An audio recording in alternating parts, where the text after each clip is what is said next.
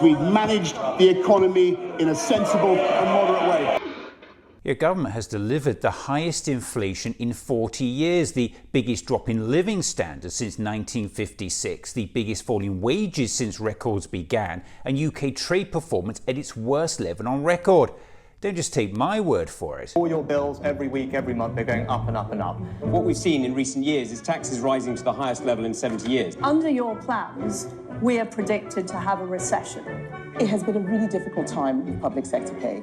We need to create an economy that can fund it, and I'm not sure we're there yet. I'd love to stand here and say, look, I'll cut this tax, that tax, and another tax, and it will all be okay. But you know what? It won't. Okay. Higher food prices, higher petrol prices. People need help now. We make promises we can't keep. Making tax cuts. You accept that the tax burden is now up. Yes, we had the fastest economic growth in the G7. A new IMF forecast suggests that by next year we will have the slowest growth of any advanced economy, with the single exception of Russia. Making sure that we invest in places that for decades were betrayed by Labour and left behind.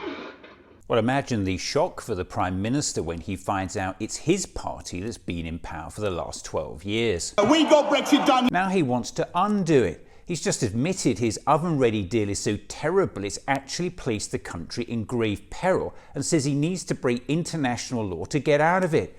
Meanwhile, his own Brexit Opportunities Minister says implementing his deal in full would be an act of self-harm.